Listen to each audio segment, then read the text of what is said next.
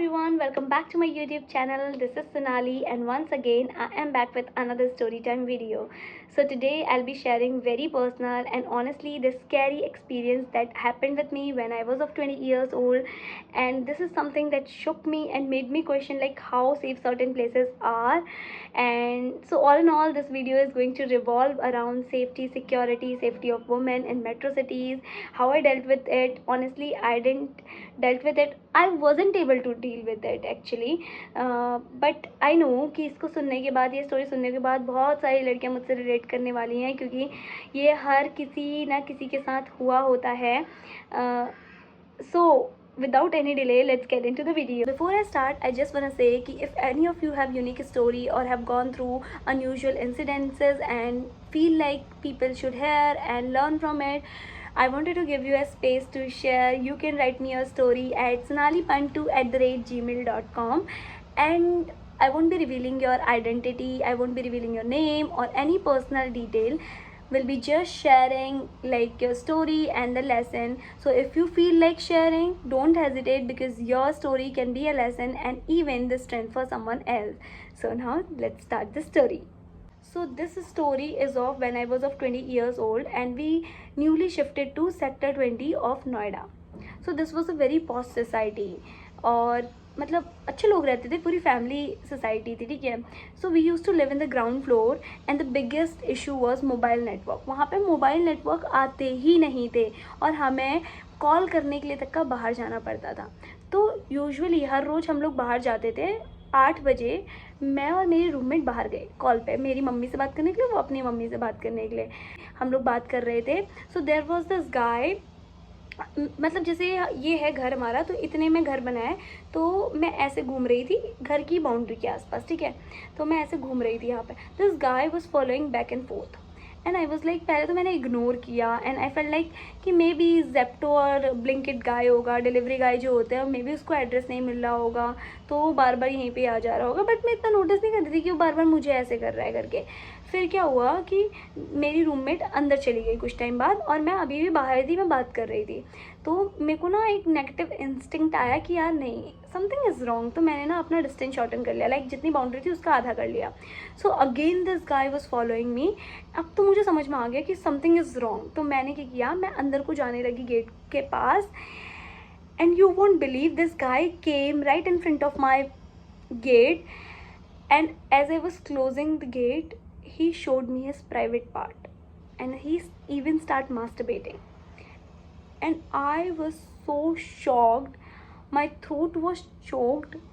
I wasn't able to even scream. और you won't believe कि मेरा गेट के पास ही मेरा अंदर का वाला गेट है जहाँ पे से है, और मेरे घर के अंदर बहुत सारे लोग थे उस टाइम पे. मेरी दीदी वो लोग भी आए थे, मतलब ऑल एंड ऑल 5 लोग अंदर थे रूम के. मेरी दीदी मतलब roommate 3, we were roommate and 2 were my sisters, ठीक है.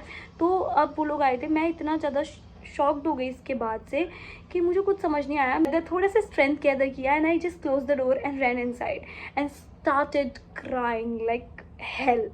तो मुझसे मेरे रूममेट पूछे जा रहे हैं, तू क्यों रो रही है, तू क्यों रो रही है, तू क्यों रो रही है.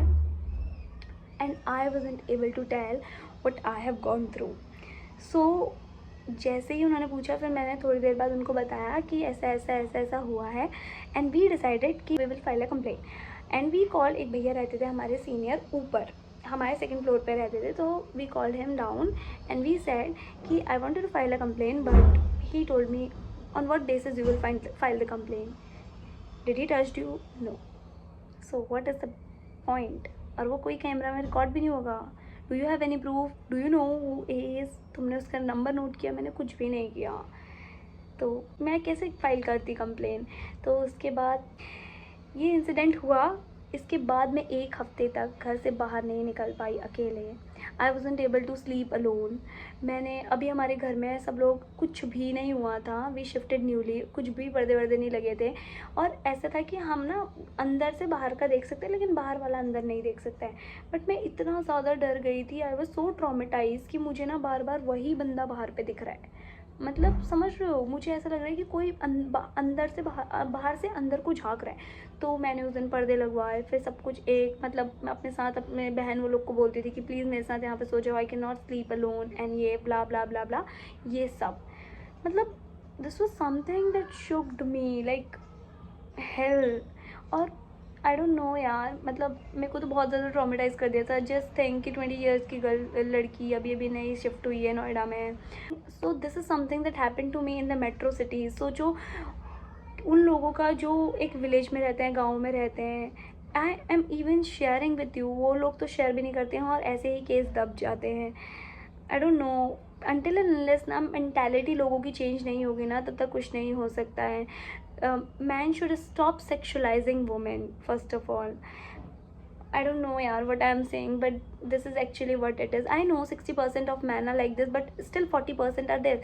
But I am saying, अभी मैं कुछ टाइम पहले निर्भया केस के 10 ईयर कंप्लीट होने में गई थी, and there were 50 girls, like 50 girls, and I asked the question कि is there any girl जिसके साथ ऐसा नहीं हुआ है या किसी के साथ छेड़खानी नहीं हुई है. There was no one. How shocking it is.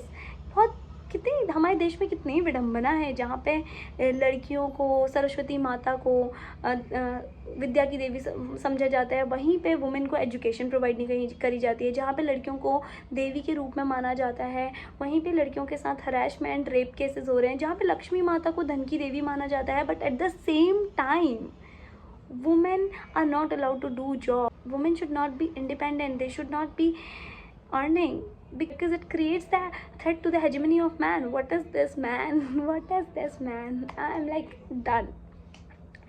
But yeah, this is one thing that I wanted to share. But the moral of the story is believe your instinct because most of the time they are true. अगर तुम्हें कुछ लग रहा है कि सही नहीं है तो वो सही नहीं है. There is something wrong.